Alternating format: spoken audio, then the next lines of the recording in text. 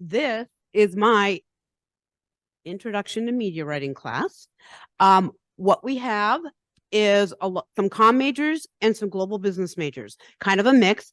So this is absolutely a perfect panel to talk to our students. And I think just start, if you would start by just telling us, who you are, kind of your trajectory and your career trajectory, and then what you're doing now. And then I'm hoping they ask a lot of questions, but if they don't, I've got plenty. Okay, so Monique, would you like to start? Okay, sure. Hi, everyone. So happy to be here. Second time, yes. I run a leadership development firm, Clear Communication Solutions. My major was mass comm when I was at St. Ben's. And when I finished, I actually didn't finish at St. Ben's. I finished at St. Cloud State. And then I wanted to be a broadcast journalist, and that did not happen. So I'm doing it in a different way. Right now, after I finished school, I started teaching at one of our local universities. And then I moved into executive support for leaders in an IT firm and then also in a healthcare firm. And then after I did that for about 6 years. And then after that, is when I started freelancing and starting my business on the side. So I would just say, like, throughout the entire journey, some of the things that I have had to do was really helping the leaders become better at what they did, using time management, calendar management, people management, helping them learn how to lead their teams, focus and prioritize. And then today, that's pretty much a lot of what I do. So my team and I, we deliver workshops. I do professional keynote speaking. I work with people all over the world, and I am able to help them with active listening, emotional intelligence, and really finding better ways to bring their best selves or get the most out of themselves at work and also at home. So super excited to be here and share my journey. Thank you. And Monique is a 2002 non-alum CSB major, and she is the a global communication skills coach at Clear Communication Solutions. I should have said that first. Next, we have Nicole Anderson. She's a 1999 graduate, comm major. She's the CEO of Christopherson Properties. Nicole, welcome. Hi, guys. Can you hear me? Yep. Yay. Hello. Hi. Nice to see you guys. Good to be here. Yes, you said it for me. A 99 comm major, psych minor. In school, I can talk about this more later, but I tried to participate in all the stuff. So I wrote for the Record. I was on the Senate as the public relations representative and did a ton of intramural things and just tried to get really involved in campus. I graduated and then went to work locally it was an IT consulting company, just kind of bread and butter IT consulting. And then after that, I spent the majority of my career at a software company called Concur, who was acquired by tech giant SAP. You guys probably know of SAP. And throughout my career there, I spent most of my time working with customers. So I started out in client development, which is like account management, and went on to lead teams globally there. And then I moved into a group that we created and sort of spun up to really focus on optimizing our customers' use of the software so that they didn't just purchase it and sort of plug it in and walk away. And so that was coined the value experience team. And like I said, with that, just a lot of almost like consulting, business process consulting for customers. And then during the pandemic, I left the big tech giant and came to work for our family business and take over for my dad, who's retiring. And so now we own and operate apartment buildings around Minneapolis and Iowa. Great. Thank you. And then Chris Duffy, he's a 2004 comm major, and he is the Vice President of Public Relations for Golf Public. Welcome, Chris. Yeah, thanks, Dana. Happy to be here. Monique mentioned that she wanted to go into broadcast journalism, but then didn't. So she is smarter than me because I did that. My final semester at St. John's, I decided I wanted to try to be a TV reporter. luckily got a internship at a little tiny TV station in Waite Park, right down the road from St. John's. Doesn't exist anymore. It was called CMN 13, Central Minnesota News 13. There was one staff member there. They taught me how to use a camera and bring it out to the public and try to put some news stories together and get them on the air. But it was a very much independent learning experience. And I applied to 50 different television stations around the Midwest, got 49 rejection letters. And the day before our graduation, I got a call from NBC in Eau Claire, Wisconsin. And they said, your resume tape is really bad, but we see potential. So luckily I got a job there for $7.45 an hour, which was, everyone warned me that you didn't make much money in TV, but I didn't think it would be that low. Anyways, I spent about 2 years in Eau Claire, about 2.5 years in Green Bay, Wisconsin after that. And then I did what most people do when they leave journalism. You realize that I don't think this is a job I can have when I'm older, when I have a wife and a family. So I went into public relations, and I've been at Goff Public in St. Paul for 12 years. I started at the bottom of the company, and now I lead our public relations division. And we are in the reputation industry. We have clients from all over Minnesota, from every possible industry, and we help them with crisis communications on a bad day and positive storytelling on a good day. And I'm really happy to have ended up where I am. So really happy to be here. I'll say one final thing. St. John's and St. Ben's is one of my clients now, as of a couple months ago. And it is extremely fulfilling to me to be giving back to my alma mater in this way. So really happy to be here. Well, that's great. Thank you, Chris. By the way, I bear the scars of print journalism, 8 years. And Monique, I actually taught at St. Cloud State for 2 years, full-time before I came here, and I graduated from there in 1992, which should have been 1991, but you know what it was like to get classes there. Before I have them speak about something, is there anything you guys would like to know first? Oh, class of mine who's learning how to do storytelling and interviewing right now. Did I just go? Okay, yeah. Sure. Hi, my name is Megan. So I'm a senior this year, and I'm curious because I don't know exactly what I want to do yet. So I don't know if you like had a clear path of what you wanted right after graduation. How do you navigate like figuring out what you want to do and finding like your first job out of college?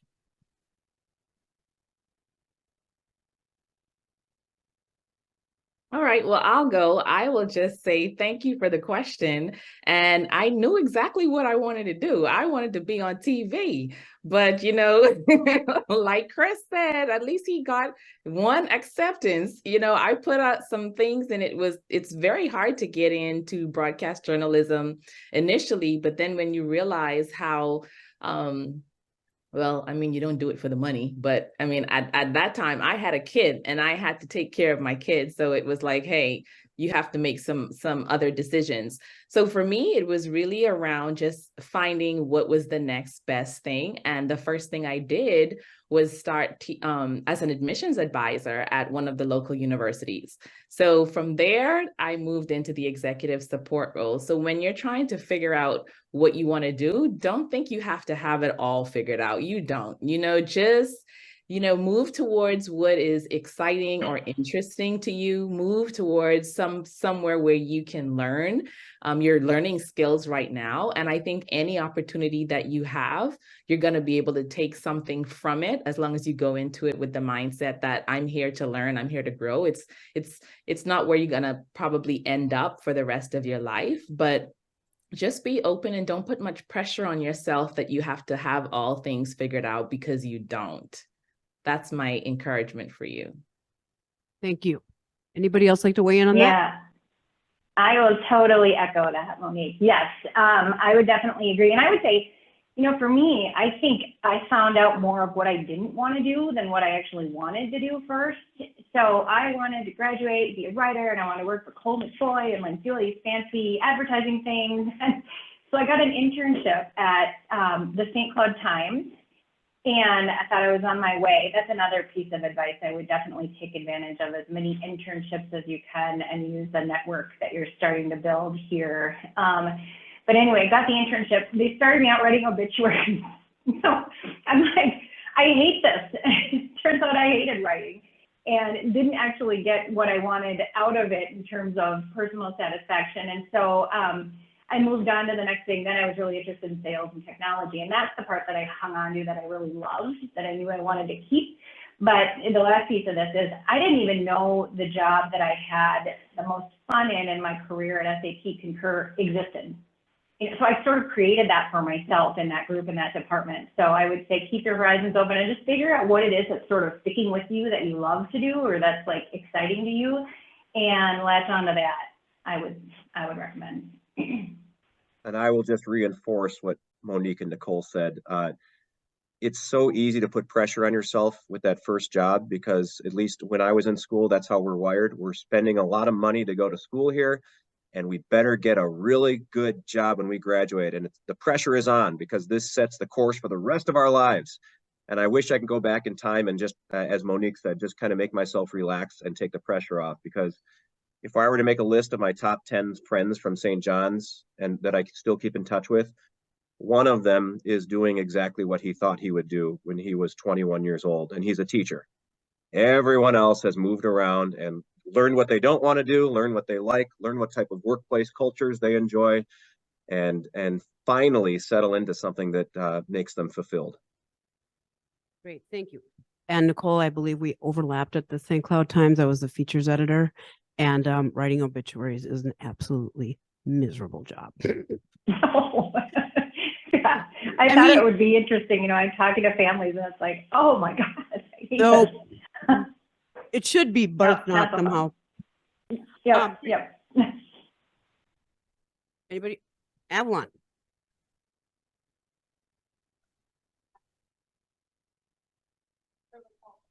Okay, here's a good question. This is from Avalon, and she would like to know if you could go back in time to college, what would you change, or what would you tell your younger self now about being here? Monique, are you ready? I'm always ready. So I don't think I would tell myself anything different. So when I first came to St. Ben's, I came from the beautiful islands of the Bahamas. You know, there's a longstanding partnership with the Bahamas, students coming from the Bahamas. One program, which my great-grand aunt was very instrumental in facilitating those connections. But I came and I plugged in. I was a multicultural student consultant. Back then, I had a beeper. Okay, nowadays, you probably don't even know what that is. I had a beeper that people would page you by sending you a beep or a page with the number, and you'd call the phone, pick up the phone and call them back. But I got a campus beeper, and I got the keys to a campus car. Can you believe that? To help pick up students and take them around and do grocery shopping and give them tours and help them get acclimated to the campus. So I was pretty much involved into my multicultural work study job that I had, as well as the community that was on campus. I was, volunteering at Mass on Sundays. I was, working or doing in chorus. I took chorus during that time. I didn't stay long at St. Ben's, but my impact there was extremely, extremely beneficial for my life. When I moved to St. Cloud State, I did take a part in the study abroad programs. And so if you have opportunities to do study abroad, I would say do every single program that is available, because the truth is, after you graduate, finding time to do those trips and take those trips it becomes harder. And then you are opening yourself up to so much more of a worldview. Like one of the trips I went to was South Africa. And now one of my best friends is from South Africa. So just being able to have a better worldview right now when you're on campus is great. Plus, you're going to be able to go with your group of friends. You're going to have lifelong memories. So I would say take advantage of the study abroad opportunities so that you position yourself for better perspectives, having critical perspectives and critical thinking as you're moving into your new job. Great, thank you. And when else do you get to spend 3 months living in another country, right? Hello. Right? Well, I didn't 3 months, but I definitely went for 2 weeks. Close enough. Yeah. I can just Chris? add that it's very similar to what I said earlier, but I was planning too much. I was planning my life too much when I was a senior in college. And I wish I could go back in time and rip up that spreadsheet. Get married by 25, have kids by 28, whatever that was, have this job by this age. Life is tragic, life is beautiful, life is unexpected, and just enjoy the ride, enjoy the journey, and try to embrace it. Stop trying to plan so much. That's what I tell myself. Yeah, I would echo you guys too. I had a pretty well-rounded experience at St. Ben's, and like I mentioned, I wrote for the record, I was on Senate, I volunteered a lot, I took advantage of the religious programs there, and even the career center, like what you guys are doing now. That part I would definitely do again, and I would echo these guys too, and just don't worry and stress about things as much as it might seem like you're in the moment and this one test or whatever it is going to make or break your year. Life goes on, and it's all a matter of balance and have fun. I mean, I had fun, and I have a group of, I'm not exaggerating either, by 40 to 50 St. Ben's, St. John's people that I keep in really close contact with, and it's our network now. We all get together and use each other both professionally and then some of my best friends, of course. And so I would just recommend think about balance as you go through school, and yeah, don't take it too seriously and put tons and tons of pressure on yourself. Great, thank you. To that end, before we go into more specifics about being a communication major and the skill sets and things, could you talk a little bit about, we've got, so many common and global business students here, but just the whole, what you took away from the liberal arts background in general? Because I think sometimes it's easy to be like, I'm so focused on my major, why do I have to take this class? And really, it's one of the things that sets our majors apart, or our students apart, is that background that they get. Oh my God. First of all, I love this so much. 2 days ago, we actually had the new president, Dr. Brian Bruce, here in Atlanta for a private reception. And we talked about this, the benefits of having a liberal arts education. And I think that for me, it is just astronomical. First of all, we have a lot of change with artificial intelligence coming, and people feel like, oh, your jobs are going to be taken because artificial intelligence and ChatGPT is going to write for you. Well, you still need to have critical thinking skills. And that's what a lot of people struggle with. So for me, having a liberal arts education, it gives you the opportunity to refine your interviewing techniques. Everybody cannot interview. There are tons and tons and thousands of podcasts out there. I don't know exactly what the number is, but less than 20% of them are actually continuing. Like they don't go on beyond 2 years.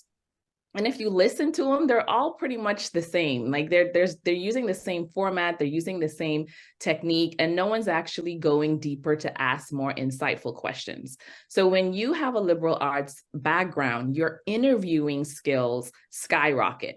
When you're able to interview, you're able to better evaluate problems and find solutions. And if you can now begin to be a problem solver in any project or any organization, even in your own family, like when you are able to get to the root of an issue and try to identify how to solve that problem, you become more valuable and you have more valuable skills. The other thing is active listening. You're writing, you have to put perspectives in order. You have to put different viewpoints together. So you have to listen to what's being said and what's not being said. And I would also say a big portion, at least for me, is the soft skills in terms of self-awareness. We call it emotional intelligence, which just smashes the sociology, psychology, public speaking, all wrapped in one. You having that degree, you are more fluid in being able to be aware of what others are feeling, what they're thinking, what they're doing, their body language. I just feel it just makes you more in tune as a communicator and more effective in your communication skills, which, by the way, $359 billion per year is spent on conflict in corporate companies in the US. That's billion with a B. And we know the root of conflict is misunderstanding and ineffective communication. So there's a lot of things you can do out here with your skill set from a liberal arts education. You just vindicated me, Monique, because right now they're working on a podcast. Come on. In small, very small groups. And I tell them, like, even if you're going into business, like being able to interview, get the information you need from people, hear what they're saying, repackage it for whatever audience, very valuable skills. But also the broader liberal arts critical thinking stuff. And yeah, exactly. Chris or Nicole, anything you'd like to add? I call dibs on answering the next question first because Monique keeps stealing all my answers just I know. frequently. Yeah. I'll just add to what she said. I loved liberal arts because I was not anonymous to my professors. They know who I am. They're small classes. I'm not in a class with 300 kids. I'm not a number. That was really important to me, that accountability of knowing the person who's instructing you. I'm part of a small culture with really strong values, and I feel like I'm part of it. I'm not just kind of skipping through a gigantic campus and trying to figure out where do I fit here. And everything else Monique said, I learned how to be curious. I learned how to ask the right questions. It taught me how to be a scrappy problem solver. And I've always prided myself, and I do attribute this to going to St. John's, St. Ben's, is I'm good at strategizing. I'm good at coming up with ideas, but I also know when it's time to stop strategizing and just start doing. So I feel like I have that hybrid of, let's think this through, let's come up with a strategy, but then, all right, let's get to work, let's implement. Great. Thank you. Nicole, Yeah, and ditto on the going first. I know you guys have great comments and feedback. Yeah, all of that stuff, and agree on the being kind of the big picture thinker and the ideas person and all of that. And then at the same time, you got to have a plan because an idea only goes so far. I would say that, having a liberal arts degree from St. Ben's and St. John's, you guys are just really cool people right off the bat. And I've done a lot of interviews, and I would say be yourself. And that's a great thing about the liberal arts part of St. Ben's, St. John's, is there's so much to explore. Figure out what you like, figure out what you don't like, be yourself. I mean, you've already got, I think, a head start in an interview process because you guys are cool people already just for going to St. Ben's, St. John's. And I know I'm a little biased, but you're interesting. You're all your own individuals, and that liberal arts piece of this helps foster that. And I would say, the problem solver thing, totally echo that. I just had this discussion with my 11-year-old son who's whining about math, and I'm trying to tell him it's partly math, it's partly just figuring out how to problem solve and be assertive in the world. And that's a hard thing to teach. And, again, not to sound like a broken record, but echoing you guys on just emotional intelligence, that's a really tough one to teach also. And you have a head start with St. Ben's and St. John's. It might not feel like it even right now either, but just, experiencing all the cool things there are with a small school and a school that's just so open to doing all kinds of creative and cool things is already a head start for you guys in life and in career path, in my opinion. Okay, next what I'm going to do is I'm going to have Chris tell us about the skills and experience that you look for. For example, I don't know if you're involved in the hiring process, I would imagine. Like somebody coming right out of school, what do you look for? What are the most important skills and experiences? And then Nicole, if you could maybe speak to that in a more broader, good language, in a broader business sense. And then Monique, you can just wax poetic. But Chris, are you ready? Yeah, I don't want to go first on this one. I'm just kidding. I can do it. I've interviewed a lot of entry-level employees, and I'll start by saying a mistake that I think a lot of them make is when they really want you to know how smart they are and how much experience they have. And I know that you have not had a lot of experience, and we want to hire someone on your potential. So the things that I look for when we're interviewing someone right out of college is, well, EQ, as Monique said earlier, emotional intelligence, curiosity, eagerness. I love it when people seem like they're eager to step in and learn every part of what we do. And humility. We don't expect you to have all the answers. We don't expect you to be an expert. But if you are curious, if you're eager, if you have humility, you have the ingredients to be really successful at this job and frankly grow in this position, so that you're not entry level for long. At a small company like mine with 23 people, the rock stars rise pretty quickly. Finally, the final thing I'll say, the reason why humility is so important is in communications. When you work at a firm like mine, we are very rarely in the spotlight. So if you have an ego, it might not be the right job for you, because our job is to put our clients in the spotlight. So that's something we also try to sniff out, is if this person is, it's very important that they are getting credit for what they do publicly, it might not be the best position for you. So those are just a few things that we look for. Great, thank you. Yeah, I would agree. And same thing, I've interviewed people from the wide skill set, all the way from entry level to VP level. And, you know, as much as I can tell, sometimes people are trying not to sound like they know it all. It comes off like they know, you know, like you gotta just be yourself. That is the most important thing I can tell you guys when you're in an interview. Be yourself. Not saying you're not gonna have nerves or be excited, but try to let your personality show through, because that's what's gonna connect you with the right company. You know, not everything's a good fit. So sometimes you need to walk away from an interview also where you leave and go, that was not my jam. I don't feel like that was a great connection. So yeah, I would say be yourself. Don't be fake. If you can, try to just be really authentic. I like to see people who are showing the hustle, you know, hard workers. Are you informational interviewing around just this one interview? Do you know anything about the company? That's always a big one of mine, when you have someone come in and go, I don't know, I just kind of showed up. You know what you're going in the interview for. Do all the legwork around it.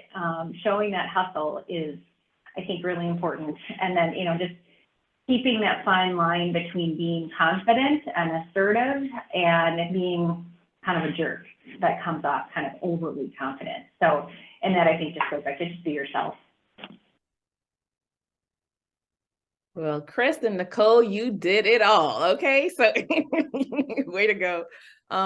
Definitely humility is key. So I have two boys. My oldest son is 23 and my youngest one is 17. And I will tell you, just helping them go through their interview process, and also my mentees who are, you know, around your age as well, and helping my clients who are leading people who are in their first and second job, and the frustrations I hear from them.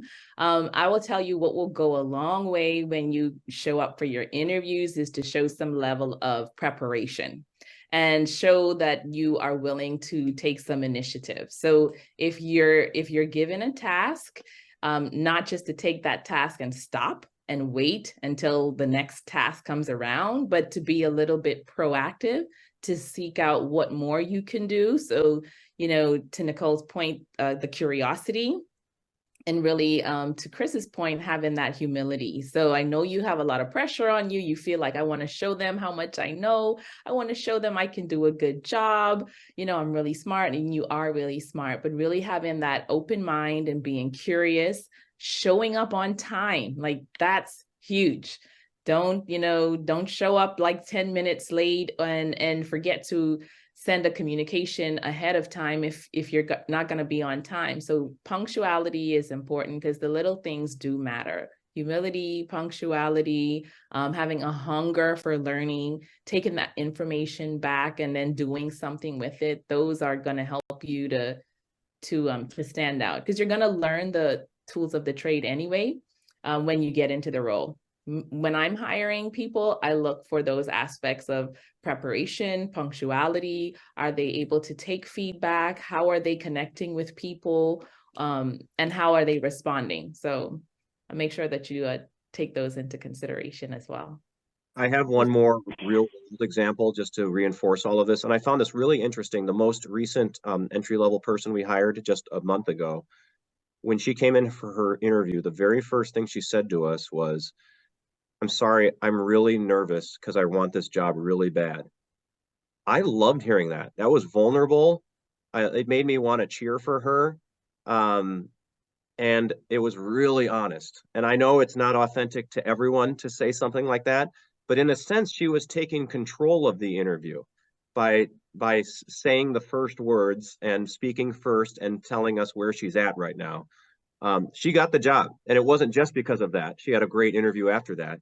But I've never seen that before, and I really liked it. I have one more thing to add too that I just thought of. Oh, sorry, Dana. Oh, go ahead. On the tail end of things, don't forget to follow up. So whether it's an email, I mean, I used to write old-fashioned thank you cards, which I know nobody does anymore because the mail kind of stinks, but whatever way you do it, I think it's really important to say at some point, that's not 3 weeks later, you know, thank you for your time. Thanks for the interview. I'm excited about this. I really like this job, blah, blah, blah. But I think it's a really important thing to follow up after you close out the interview in person or on the phone or whatever it is. I'd just like to point out one other thing too. You've all had discussion-based classes, and sometimes you're like, oh, another discussion. But if you watch how they interact, they listen to each other, they acknowledge what somebody else said, and then they add to it, and they even come back to what somebody else said. Those are the skills you're learning when you do discussion, by the way. Just wanted to throw that in there. As an integrations 100 professor at 300. What questions do you have? What do you want to know before I jump in again? Kat.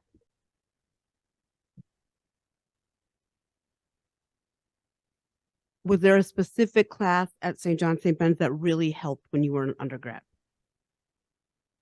None of them had, I don't even know if we had media writing. We did when you were there, Chris. So, you know, I'm up. You know, I can go, oh, sorry, Chris, or did I just jump? Okay, I can go first on this one. I'll give you a pro and a con. So I took a few public speaking classes, and those were huge, you know, whether it's actually in class or preparing or just getting some practice kind of formulating your thoughts, because I'm the one that's like a duck, you know, like you kind of look calm on top and underwater, you're like, because it's nerve-wracking when you're speaking in front of people, and, you know, whether it's a small group or large group or whatever it is. I mean, even for me, it sounds so dumb, but the most nervous thing for me was people are like, tell us about yourself, what's your name and where did you grow up? I hate that question. I don't know why, but the more you do it, the more you get comfortable with it. And, you know, then you end up potentially in a career where you're on stage or you are speaking to a room full of people or whatever it is. And that confidence that you gain from a public speaking type class is super helpful. I can tell you the one that I hated, but it was good for me to take was debate. And I don't know what it's called right now, Dana. I don't know if you guys have a debate type style, but it really put me outside of my comfort zone. I do not like conflict. I don't like arguing with people. I don't want to go head to head with someone and try to discuss something. And so it put me into a spot where I had to. And as much as I didn't like it, you know, in hindsight, I'm like, oh, I'm glad I made myself do that, because you get a little more comfortable. And then I went into a role at Concur where I was negotiating contracts. So I was super thankful that I took kind of like one that I liked and then one that I didn't like to be able to balance out a little bit. Well, good. That the classes that you don't like, I absolutely love. I would do it for free. Okay. And so public speaking and debate, oh my God, even from high school, it's what I was doing. I actually had my first speech when I was 8 years old in front of 100 people. So I love it. And that's what I do today. I do it. I help people to become better speakers as leaders.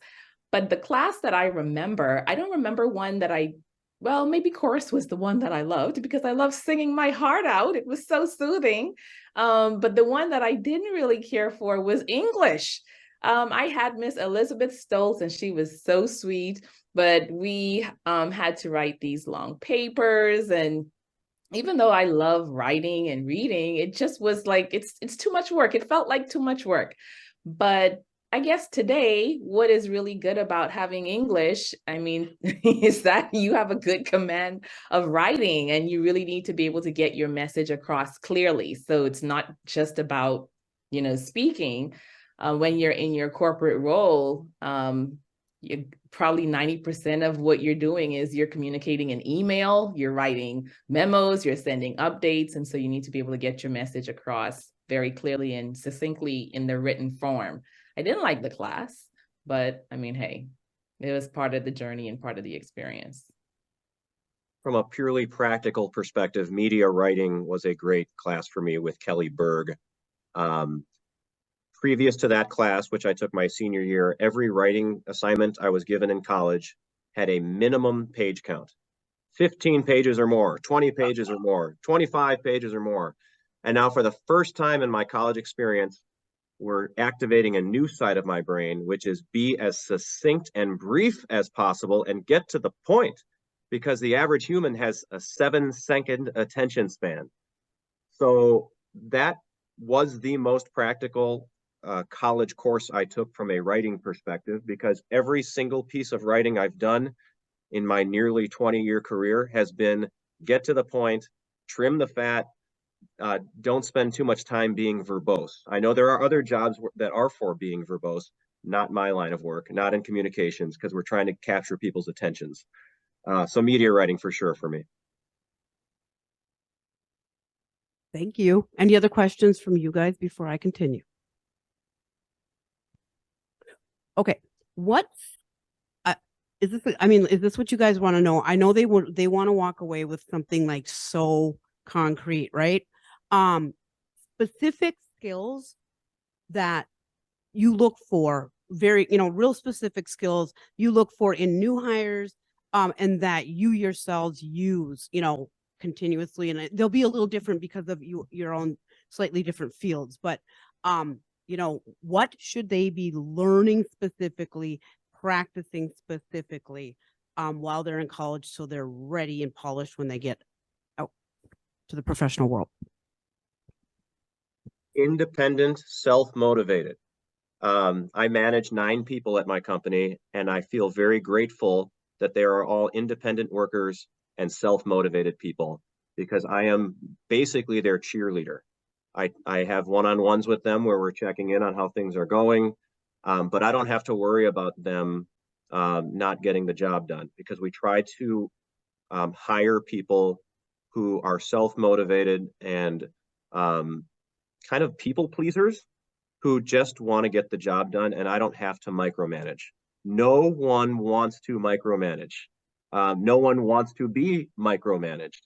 The only time micromanage happens is if there's a flaw in the culture of the company, or if the employee gives you a reason to micromanage them. So if your employer or your boss sees that you are self-motivated and independent and just get the job done without much guidance, you will probably thrive in that environment, and they'll leave you alone and they'll trust you.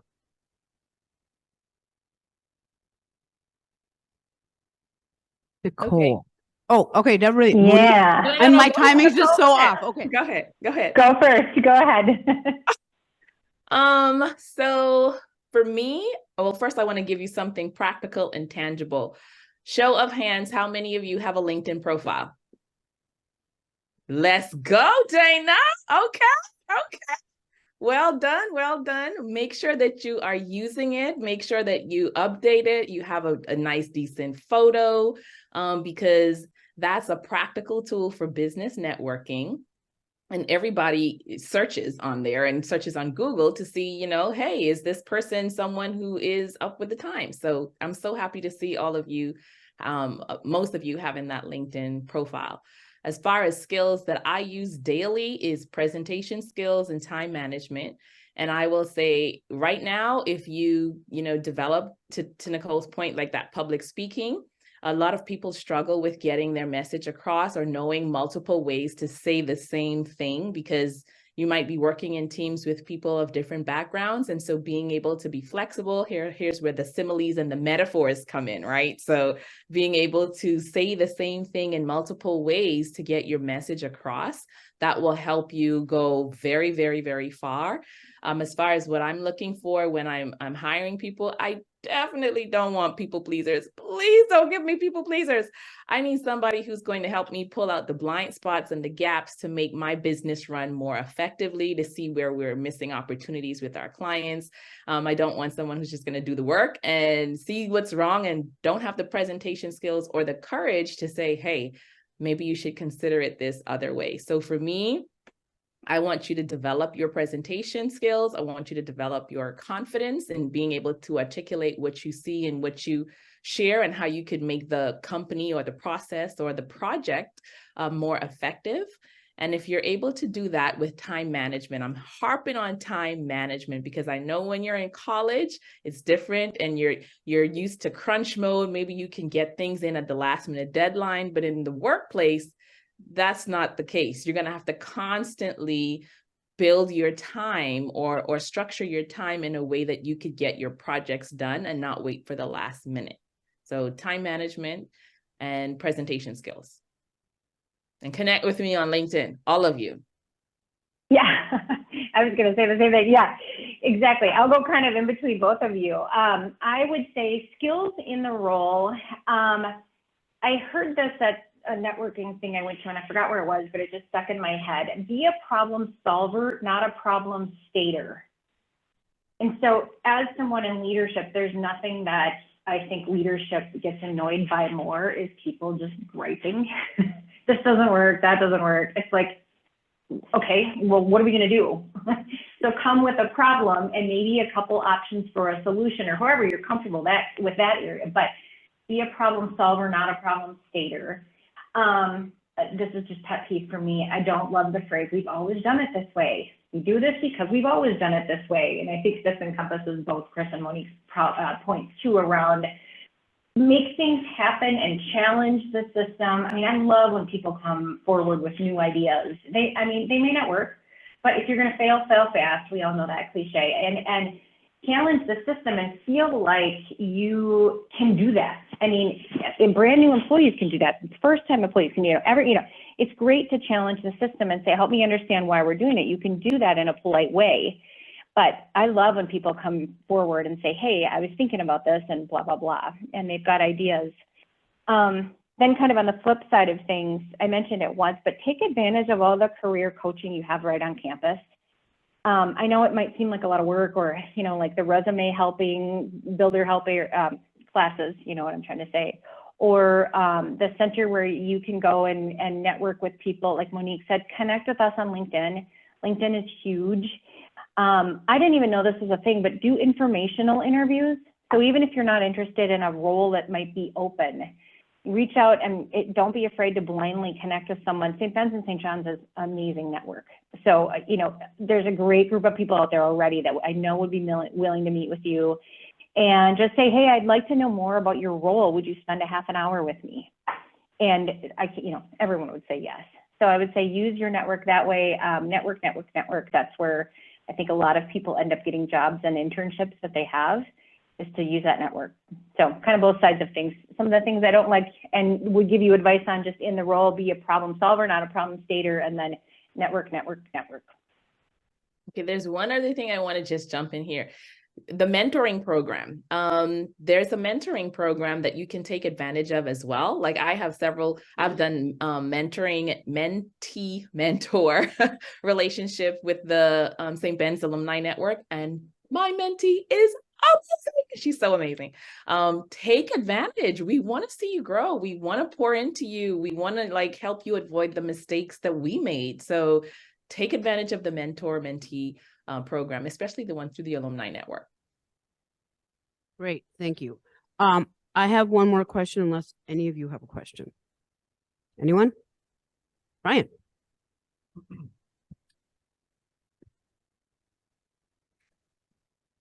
Hello. Thank you guys for talking to us today. My question is, how often did you find yourself learning new skills for your career development? I also have a second question. I think Nicole deserves to go first on this one. All day, every day. It's an easy answer for me. I mean, and that's where the open-mindedness comes through for me, at least, is, you know, I didn't know what I didn't know. I didn't know the role that I ended up in even existed. I didn't, so old, I didn't know Microsoft Teams, you know, like all this cool new technology is so cool. I didn't know how to manage millennials when I managed, you know, and so it was just like having the open mind and a learning mentality that continues curiosity, I think would be the best advice I could give. Because for me, at least, I was learning new things all the time. Ditto, definitely. Same here. I remember when social media manager wasn't even a job. When I was going to college, it wasn't even a job. And so being a social media manager is actually a job. There's so many jobs right now that weren't around when I was going to college. And the same thing's going to happen to you.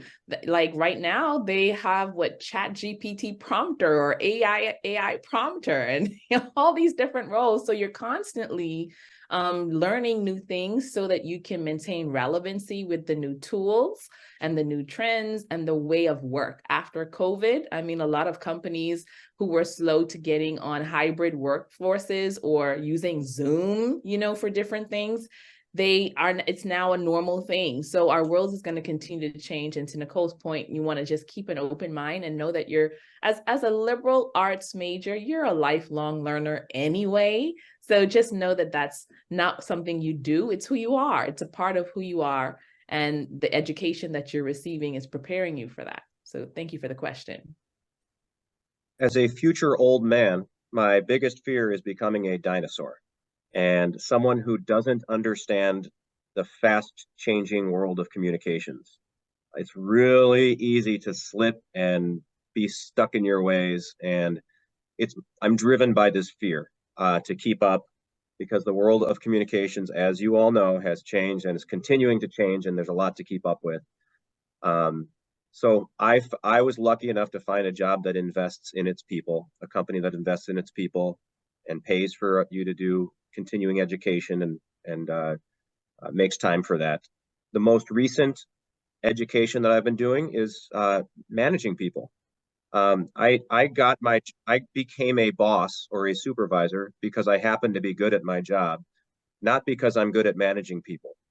For better or for worse, that's how I got in this role. Not a natural supervisor. I've always admired people who are. So my company paid for me to go to a boot camp to learn more about leadership and leadership styles and leaning into the best parts of yourself when it comes to managing people. And it has been a life-changing opportunity for me. And I've really grown in my confidence. So it's a perfectly appropriate question to ask in a job interview is, how does this company invest in its people in terms of continuing education and making sure we're all staying sharp?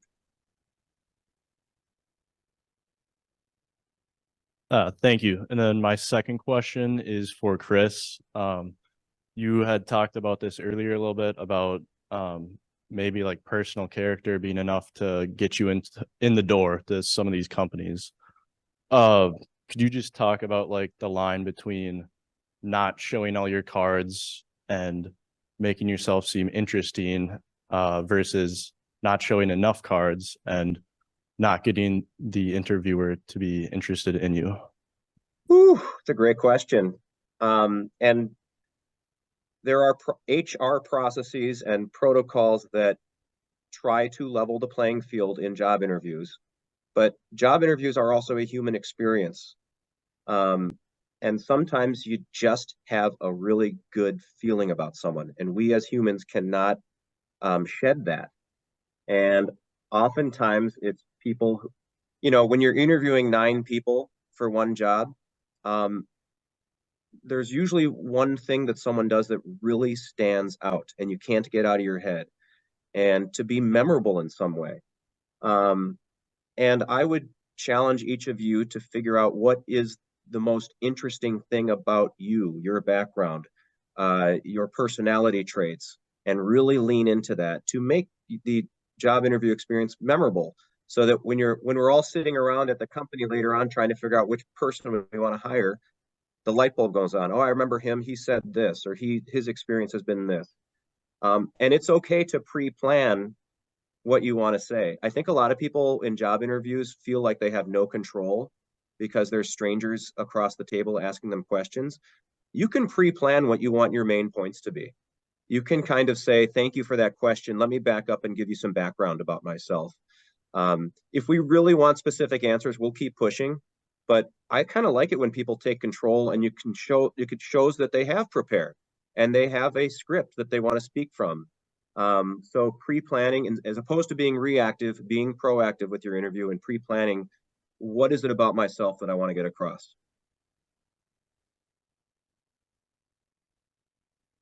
And to that end, as the last question, as alums of this school, when St. John's, St. Ben's graduates are doing that very thing, things that they'd like to get across in the interview, what pieces of the unique education they get here would you say bring that up? Because that's interesting or different, or it'll make you stand out a little bit. Is that possible? Are you saying like to share their college experience in the interview? Is that what you're asking? Some piece of their type of education or type of experience or type of, because there is something unique about the education here. I'm sure every school says that. What is it here that really brings value that a potential employer might hear and go, well, that's pretty cool, or wow? So I will just take a stab at this from what I'm understanding. For me, no one's ever asked me when I was interviewing about like the education that I got, but more so the personal experience. So I wouldn't be in an interview sort of branding my school. Maybe people from Harvard and Yale do that. I don't know, because it opens some doors. But I would talk about the experiences. Surely, I would definitely talk about like, the study abroad programs, or what I valued the most about my college experience is when I had an opportunity to participate in media writing, because now I can go ahead and do, podcasts. If your company, I noticed that your company has a podcast, and I have some ideas on how we can make the search engine optimization better so that the results are easy to be found in Google. So I would always tie, if I'm going to bring in my experience as a new student, or not a new student, but a new employee, bringing my college experience, I'll try to tie what I gained or my value from that to something that relates to the organization and how I can see how I can, bring or add more value to the organization. That's what I was trying to get at. Okay, cool. Awesome. Sorry, bad question. We have a couple more minutes if either of you would like to just add on to that. Yeah, I can add too. And I also mentor someone from St. Ben's right now and have in the past. And it makes me think of what I was talking about with her. She was interviewing for the summertime internship, and it was with a local company in Minneapolis. And she did a really great job of going on and learning a lot about the company. That company happened to post their core values online. And so when we were talking, I said, okay, you have an opportunity here to tie your core values from St. Ben, St. John's to the core values of that company to create that connection. And so she did a beautiful job of it in the interview. I happen to know someone who worked for the company, so I heard a little bit on the inside, but she did a beautiful job of that throughout the interview, and that hit home for that company. And so I would echo again what Monique said and what Chris has said throughout this, where these experiences help you build your character. And I think you can bring that forward to the table when you're interviewing. And then one last thing, don't get too hung up on, and I don't know if they're even called this anymore, but they were when I was interviewing, the rejection letter. It's a terrible name for it, first of all. Second of all, I mean, I lived in the townhomes off campus, and we used to bring every rejection letter home with all the roommates and post them on the wall and just be like, look at all this, because there's, the odds are tough. And so don't get too discouraged. If you can, try to have a positive attitude, even if it wasn't a fit, there will be more. Life goes on, and chances are, you can see from experience, just with the three of us and our experiences that we've had, you'll end up finding something that you do really enjoy. Great. I'll just add one really quick thing from a purely career perspective. the true value of going to St. Ben's and St. John's that I did not realize was until I became an alumni, specifically an alumni living in the Twin Cities, where there are Bennies and Johnnies everywhere, and you meet them and they automatically trust you and they automatically like you and they automatically want to build a network with you and they want to do everything they can to help you. I can think of so many examples of Benny and Johnny alums growing in their career, getting an opportunity, elevating in some way because another Johnny or Benny helped them. I was not aware of that when I was a student. I am hyper aware of that now. Great. Thank you, all three of you for being with us today. That was a lot of really valuable information. And we really appreciate your time and your insights. Thank It's you. a pleasure to be here. Thank you for inviting us. Take care, everyone.